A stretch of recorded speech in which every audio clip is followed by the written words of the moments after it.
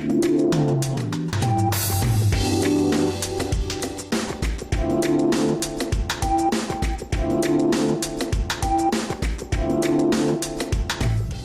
ano de 2016, aconteceu uma reforma do salão paroquial coordenada pelo pároco Padre Paulo César Nodari. Dentre as melhorias, destacaram-se a abertura das janelas entre o salão e a cozinha, pintura da cozinha e da parte interna e externa do salão, troca de lugar da copa, lixamento, pintura do assoalho, lixamento e pintura da sala Sagrada Família.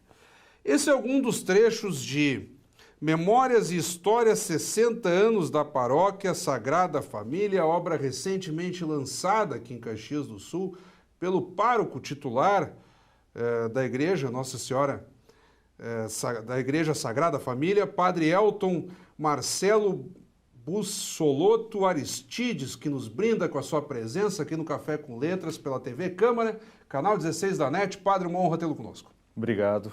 Uma alegria também poder estar com vocês e apresentar essa obra. Por razão da pandemia, Padre, aí vamos começar a contextualizar quem nos acompanha. O aniversário mesmo dos 60 anos se deu na parte final de 2019 ainda.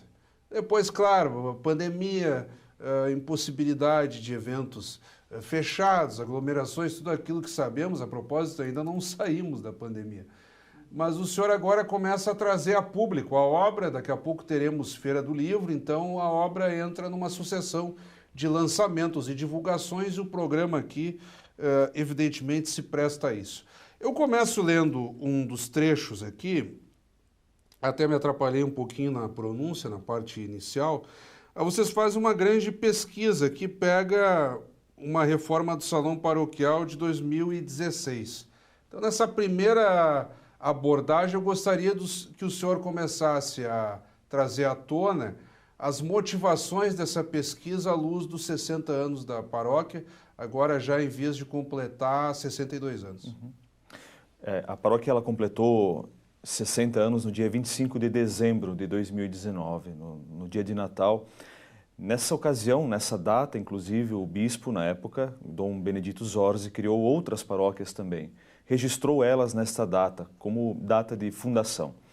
E a Sagrada Família faz parte destas que, não só aqui em Caxias do Sul, mas também em cidades da região foram criadas. E eu penso que a igreja ela tem essa missão também de fazer um resgate da história. Eu acredito que é muito importante a gente visitar o passado para entender o presente e, quem sabe, vislumbrar um futuro. E por essa razão que eu decidi, durante esse período de pandemia, até para aproveitar esse tempo em que muitas atividades acabaram sendo canceladas ou os horários foram reduzidos, para aproveitar o tempo. Além de padre, eu sou jornalista, então decidi que dessa forma eu poderia também colaborar com a comunidade, com os paroquianos e, claro, também com a comunidade caxiense, resgatando essa história e mostrando, afinal de contas, quem é esta comunidade chamada Sagrada Família, que é muito grande, por sinal, e faz parte do município de Caxias. O livro ele tem um detalhe metódico, o senhor mesmo já colocou que é jornalista, e nós conversávamos antes da gravação propriamente dita, planejando aqui o nosso bate-papo, por óbvio, e o senhor já colocava do seu trabalho como jornalista também, como pesquisador, obras acadêmicas, e a obra tem uma organização metodológica nesse sentido de fazer sobretudo uma pesquisa bibliográfica. E há também uma ideia de situar o leitor no tempo e no espaço.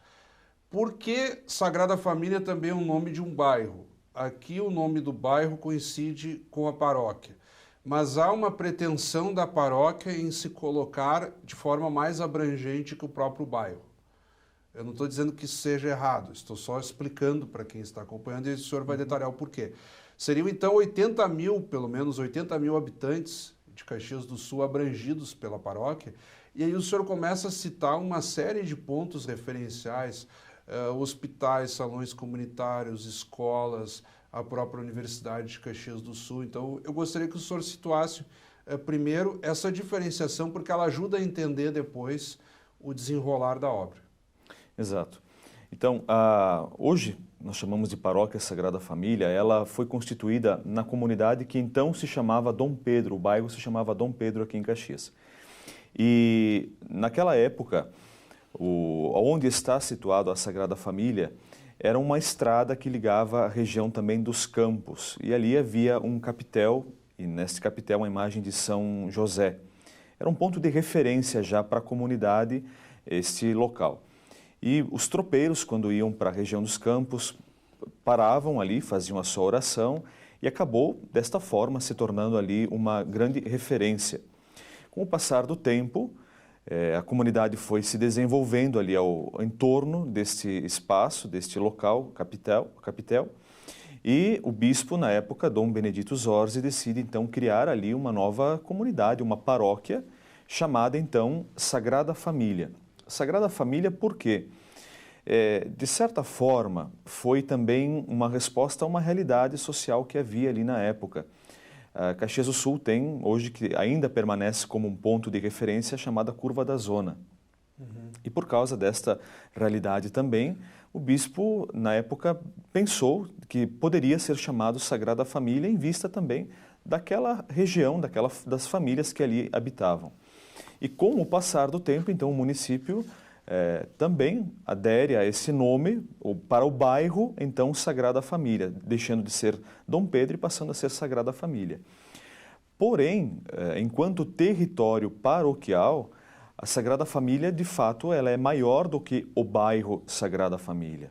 Hoje, territorialmente falando, a paróquia ela inicia aqui no bairro Madureira, na comunidade São João Bosco, e vai perpassando as comunidades do 1º de Maio, do Universitário no bairro Interlagos, do próprio Sagrada Família e abrange também ali depois as comunidades do Presidente Vargas, próximo à Universidade de Caxias, a UX, e depois o Diamantino fazendo então a sua divisão lá com a comunidade São Luís da Sexta Légua.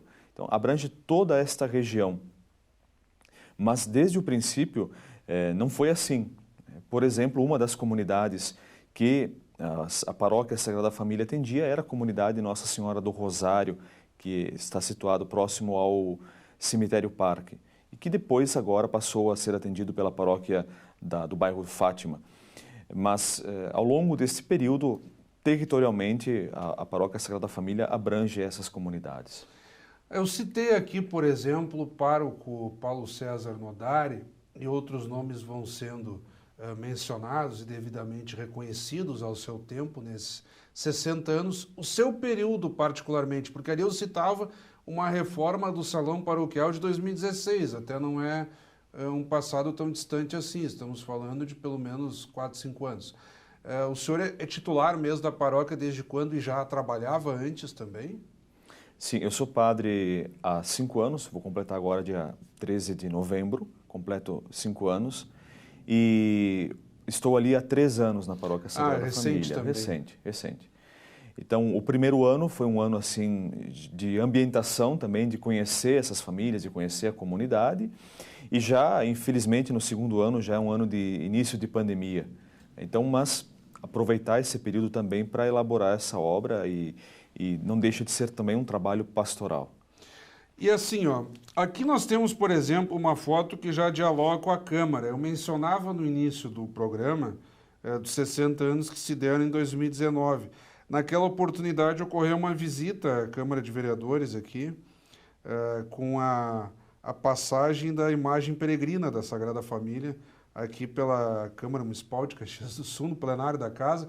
Nós estamos para situar quem nos acompanha já no subsolo aqui da Câmara, onde está situado o estúdio da TV Câmara. Mas no andar de cima, aí já no primeiro subsolo, nós estamos no segundo subsolo, no primeiro subsolo nós temos o plenário da casa. Então ali aconteceu, então aqui a nossa equipe já pega a demonstração da imagem de 2019, a casa ainda presidida pelo ex-vereador Flávio Cassina, aqui todo mundo, a passagem então da imagem peregrina da Sagrada Família pela casa e por ocasião também dos 60 anos. Então, um registro interessante. Há aqui um protagonismo muito interessante e há um lado da igreja que nem sempre é tão comentado.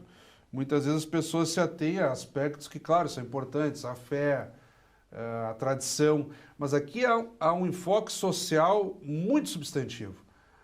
A paróquia Sagrada Família acaba assumindo um protagonismo no sentido de ajudar de fato, como o senhor falou. Ali há bairros e localidades muito carentes, muito pobres, e a igreja tem sido um grande indutor assim, de ações no sentido de proatividade, de subsistência, mas também de uma educação, né? Sim, existem vários trabalhos sociais realizados. Eu cito um deles que é muito recente. A paróquia ali no bairro, na comunidade do Diamantino, as irmãs que ali estão situadas, religiosas, que têm uma casa de acolhida, por exemplo, estão recebendo agora nesse período famílias de venezuelanos que estão chegando aqui para Caxias do Sul. Estão acolhendo eles lá na casa de retiros para também dar essa assistência social para eles. A paróquia também atende hoje em torno de 70 a 80 famílias carentes com cesta básica todos os meses.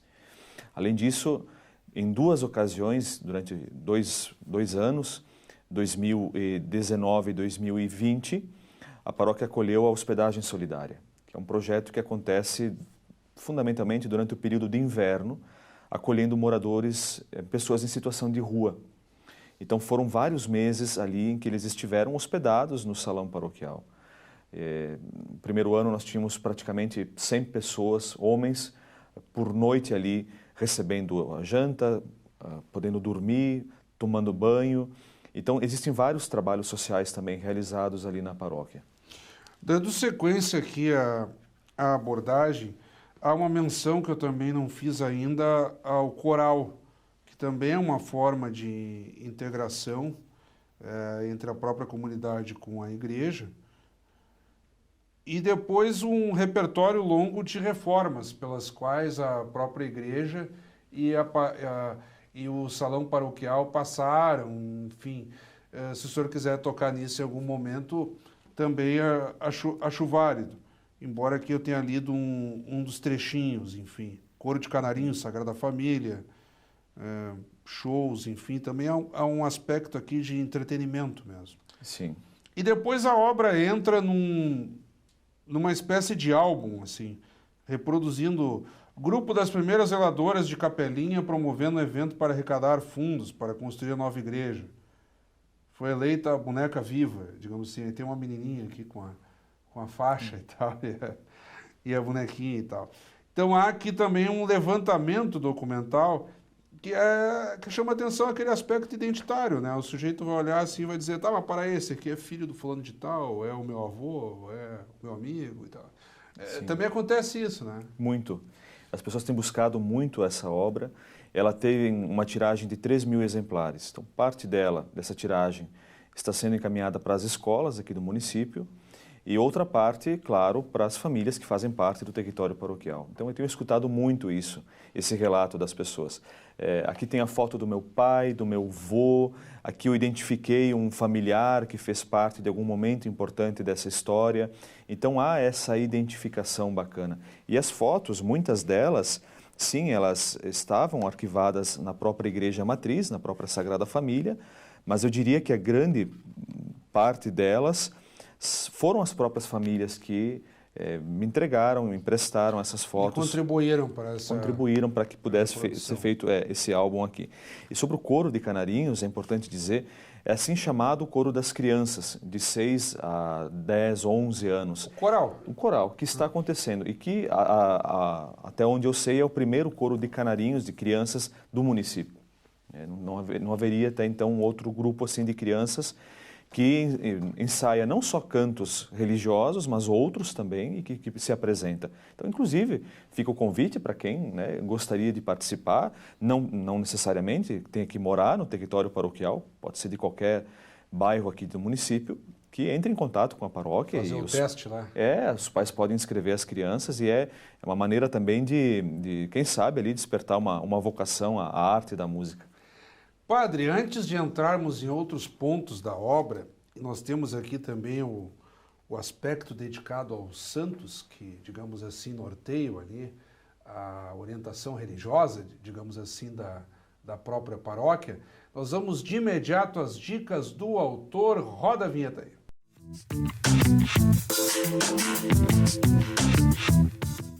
Então, nas dicas do autor, recebendo aqui o padre, jornalista, escritor Elton Marcelo Bussolotto Aristides, agora eu pronuncio com mais segurança o nome aqui do padre. Nós vamos dar um tempo na abordagem de memórias e histórias, 60 anos da Paróquia Sagrada Família, e eu vou pedir que de imediato o senhor compartilhe com quem está nos acompanhando neste momento.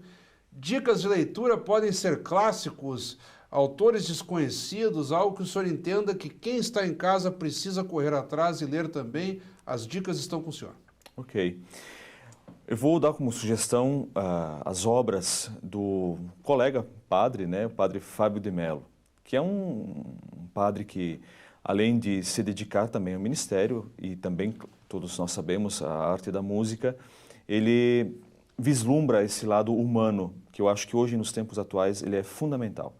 Da gente poder se conhecer, quem nós somos, visitar o nosso interior, digamos assim, dos nossos sentimentos, dos nossos sonhos, dos nossos desejos. E as obras que ele escreve têm este viés de poder olhar para dentro de si, se conhecer, curar muitas vezes feridas, situações que não nos fazem muito bem e vislumbrar uma vida nova. Então eu aprecio muito também, é um autor moderno, atual, e as suas obras têm esse viés de poder auxiliar nesse momento também tão difícil que a gente está vivendo de pandemia, mas que dá este conforto, eu diria, para as pessoas. A propósito, pegando esse ponto que o senhor recomenda, o padre Fábio de Mello, há também outros autores nessa linha. E que aqueles mais desavisados ou preconceituosos acabam, mas é uma literatura de autoajuda, sem maior profundidade, enfim. Há quem critique, ao invés de primeiro se apropriar para depois fazer um julgamento. Como é que o senhor reage a isso? Aproveitando nesse sentido também, porque o senhor está colocando o seguinte, olha, eu estou recomendando um autor, que por um acaso é padre, mas há outros que também se dedicam nessa linha, que chamam a atenção para isso, se permita um tempo de introspecção e tal. A chamada literatura de autoajuda, né? Como é que o senhor vê, assim, às vezes, as críticas preconceituosas a esse tipo de autor? Eu acho que a resposta é poder a pessoa conhecer, ter contato com a obra, né? Uma das obras que talvez mais me chama a atenção dele é a Carta entre Amigos, que é ali uma conversa, uma troca de cartas entre ele e um amigo, e ali vai se revelando o lado humano da vida. Eu penso que muito mais do que uma autoajuda, eu diria que talvez fosse uma autorreflexão, inclusive, né? De quem nós somos, o que nós queremos, quais que são muitas vezes as nossas feridas. Na saída de uma pandemia. Na saída da pandemia, né? As nossas feridas que ficam lá guardadas lá dentro, que a gente às vezes tem vergonha, e nós homens, inclusive, temos essa dificuldade de poder expor aquilo que nós sentimos. Existe também esse preconceito. Imagina, não vou falar, né, de alguma coisa que eu estou sentindo, que me causa mal-estar. Não. De poder olhar para dentro, sim, de poder ter esse livro não como algo que vai salvar, ele não é um remédio, mas ele vai te dar um norte, vai te dizer, poxa, quem sabe aquilo que se passa nessa história se passa comigo também. Eu preciso revisitar essa situação e trazer uma luz para isso. Então, nesse sentido, eu acho que a resposta a isso é a própria pessoa poder se permitir conhecer a obra, alguma delas que ele escreve. Eu penso que todas vão nesse caminho e conhecer que pode ser, sim, uma forma também de ajudar. Retomando aqui o foco do Café com Letras, Memória e História, 60 anos da Paróquia Sagrada Família, um ponto do qual nós não tratamos até agora é uma parte, vou tentar me socorrer aqui do sumário para chegar lá. O senhor dedica também digamos assim, a segunda parte da obra, ela tem um viés histórico e de vinculação daqueles santos que, digamos assim, orientam ou que dão uma diretriz maior para a Paróquia Sagrada Família, que imagino que isso seja de extrema valia para os próprios frequentadores, enfim, da paróquia. E aí nós temos aqui oração dos santos padroeiros das comunidades, devoção à Sagrada Família, Maria Santíssima na Sagrada Família, história do ícone da Nossa Senhora do Perpétuo Socorro, história da aparição da imagem de Nossa Senhora Aparecida, São João Bosco, São Jorge, Nossa Senhora de Guadalupe, devoção a Nossa Senhora Mãe dos Homens. Então aqui tem um processo de identificação entre os santos e a paróquia e também acaba auxiliando numa própria história dessas próprias imagens a serem reverenciadas. Então o livro também aqui ele extrapola o próprio objetivo, né, da Paróquia Sagrada Família. Eu gostaria dessa atenção maior aos santos, digamos assim. Uhum. Sim. Esses santos aqui, eles são padroeiros das comunidades que fazem parte da Paróquia Sagrada Família. Acho que até eu gostaria de reforçar esse aspecto, que ele é bem importante. Inclusive, por vezes, ele causa até uma estranheza para os próprios paroquianos. Por mais que o nome do bairro seja Sagrada Família, a paróquia ela é muito maior do que o próprio bairro. E cada uma dessas comunidades que compõem a paróquia Sagrada Família tem um santo padroeiro, e que são esses santos mencionados na obra. E eu quis trazer um pouco da história, um ponto principal dos santos, para as pessoas que fazem parte destas comunidades entenderem também quem é o padroeiro deles. Eu tenho escutado muito isso das pessoas. Poxa, padre, eu moro aqui há 20, 30 anos na comunidade São João Bosco e eu nunca conhecia a história de São João Bosco, não fazia nem ideia quem que era ele. Então a ideia é essa também, né? Às vezes a pessoa é devota ao santo como quem, vamos supor, escolheu um time, um clube, mas não sabe exatamente a história, ou digamos assim, a quem intercede aquele santo. Não, eu sigo esse santo, porque o meu pai me ensinou que fica uma coisa, às vezes, meio cultural, de gerações, e o sujeito não se apropriou de quem é esse santo. Eu acho que é mais ou menos isso que o senhor tenta fazer por meio do livro, né? Porque o que acontece muitas vezes?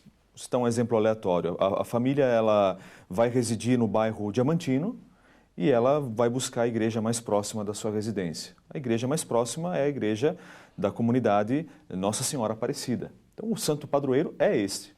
Bem, daqui a pouco ela tinha devoção a Santo Antônio, ok, mas o santo padroeiro daquela comunidade é Nossa Senhora Aparecida. E pode ser que ela não conheça, nunca ouviu falar de Nossa Senhora Mãe dos Homens, por exemplo, dessa devoção. Não é obrigado a virar devoto. Não. Mas é interessante saber. Conhecer, como surge essa devoção, quem é esse santo, a sua história. Padre, nessa reta final do programa, o que o senhor pretende agora para a continuidade?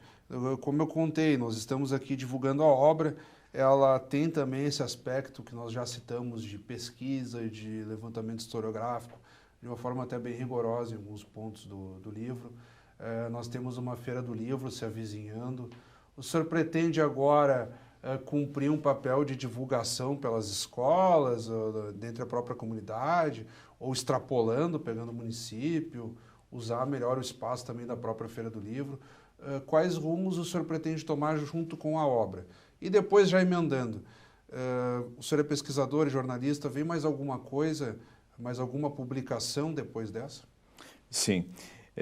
Já estou visitando algumas escolas, principalmente as que fazem parte do território paroquial, para que essas famílias também, que muitas vezes não são católicas, que não participam da comunidade, também tenham acesso à obra e conheçam a história, que, para quem já teve possibilidade de conhecer a obra, ela, por mais que trate de um assunto religioso, de uma comunidade paroquial, ela traz muitos aspectos históricos do município, de criação de uma comunidade, de uma sociedade ali ao entorno.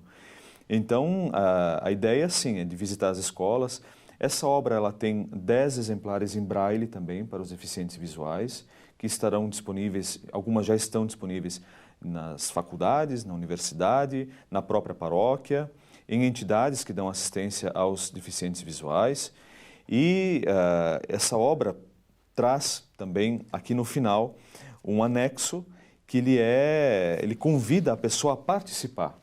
É verdade, é verdade. Que é chamado Minha História com a Sagrada Família. Por quê? O principal objetivo deste livro aqui... Matrimônio, crisma, batismo, primeira Eucaristia. Isso, é resgatar a história, obviamente, da paróquia, mas a história pessoal. Então, para quem é, por exemplo, cristão católico, tem a possibilidade aqui de fazer uma pesquisa da sua própria história e registrar no livro o dia que foi batizado, o nome da comunidade, os padrinhos, quem era o padre, e assim fazer com os demais sacramentos, primeiro Eucaristia, Crisma, matrimônio, e tem um espaço para os demais membros, para o esposo, para a esposa, para os filhos. E quem não cumpriu as etapas fica a provocação aí. Com certeza, porque nunca é tarde, né? Nunca é tarde. Eu tenho feito batizado e primeira comunhão de adultos, né? E isso é bacana a pessoa buscar. Então, para quê? Né? Porque daqui a 15, 20 anos, 30 anos, alguém vai ter acesso a essa obra e vai dizer assim, puxa, que legal, né? O meu avô, meu pai foi batizado lá no ano tal, em tal lugar. Então, fica aqui registrado também. Não se perde essa história. Acho que o mais importante, e que para mim que deve ser o principal objetivo, é de nós podermos conhecer a história, da onde nós fazemos parte, mas a nossa história, de deixar registrado aquilo que faz parte da nossa história.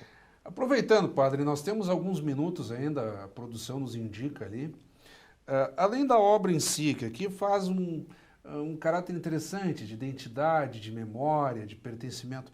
Mas nós estamos, como eu falei em algum momento da entrevista, padre, e o senhor também, à luz dessa obra, que atrasou um pouco até a sua divulgação nesse momento de pandemia, ainda estamos, as pessoas inseguras, independentemente de religião, porque alguns vão dizer, mas eu não sou católico, eu particularmente sou católico, mas muitos que estão nos acompanhando podem não ser. Uhum. O senhor é uma liderança religiosa, nesse sentido. Que mensagem o senhor tem para trazer nesse momento, em que as pessoas estão em dúvidas, ainda inseguras, até para participarem de algum evento? Agora experimentamos uma situação interessante. Muitos brigavam pela liberação de público e, por exemplo, nos estádios de futebol, a lotação tem sido bem menor do que o já permitido pelas autoridades, porque as pessoas têm medo. Então, eu falo a partir da experiência ali da Igreja Matriz, que ela tem capacidade para acolher 600, 700 pessoas. E uma preocupação minha era sempre poder, assim, abrir a igreja e poder acolher com segurança aquelas pessoas que gostariam de participar. E a resposta foi interessante. Com o passar do tempo, a comunidade ela foi retomando essas atividades. Então, o que eu diria mesmo para quem não é católico, né? É importante isso, assim, aos poucos ir retomando com segurança, sem medo. Por quê? Um dos caminhos que ajuda nesse momento aqui da pandemia é a espiritualidade. Dar-se conta que nós não estamos sozinhos. Seja lá a religião que for, mas perceber que nós estamos todos, independentemente da nossa fé, da nossa crença, juntos nessa caminhada, nessa situação difícil que toca a realidade de todos. E que nesse momento um pode ser força para o outro. A comunidade, então, ela se torna esse local onde há esta diversidade de sentimentos, eu diria, né? De alguém que está ali celebrando um momento importante da vida, um aniversário, uma bodas, um batizado, mas também de alguém que de repente está sentado do teu lado no banco, que está chorando a partida de alguém, ou que está pedindo algo importante naquele momento da vida, o emprego, por saúde. Então, há este local na comunidade de força, né? De a gente não se sentir sozinho, de ser presença uns para os outros. E eu diria assim, rapidamente, uma das coisas importantes que, de repente, até a tecnologia nos possibilitou agora, é de estarmos presentes na vida das pessoas através dos meios digitais. Então, também de poder fazer uma ligação, uma videochamada, isso tudo ajuda nesse momento de pandemia. Padre, eu quero tomar essas considerações do senhor como as últimas, mas ao mesmo tempo lhe agradecer imensamente, porque aqui nós tínhamos a pretensão de apenas tratar, não apenas tratar, são 60 anos da paróquia Sagrada Família, mas que abriu um leque aí e eu entendo que o senhor também contribui para quem está nos acompanhando com uma mensagem de apoio, de conscientização, de ânimo, no momento que ainda é complicado. As regras vão sendo flexibilizadas no sentido de uma retomada, mas ainda morrem pessoas por Covid-19. Como nós comentamos, as pessoas ainda têm medo da participação de eventos dos mais diversos e estamos aí, o país lamentavelmente beirando os 600 mil mortos por Covid-19, só perdendo para os Estados Unidos do ponto de vista mundial, então é bem significativo isso. E então fica assim, digamos, o seu encerramento, ao mesmo tempo em que eu reitero o agradecimento. Eu que agradeço a oportunidade e dizer que também estamos juntos naquilo que enquanto padre, enquanto igreja, a gente puder colaborar, estamos à disposição. Muito obrigado novamente. Acabamos de conversar então com o padre, jornalista, escritor Elton Marcelo Bussolotto Aristides, ele que é titular da paróquia Sagrada Família e que veio aqui então no Café com Letras tratar de memórias e histórias 60 anos da paróquia Sagrada Família, pauta do programa desta semana. E como sempre também convidamos a todos que continuem acompanhando a nossa programação. Até o nosso próximo encontro.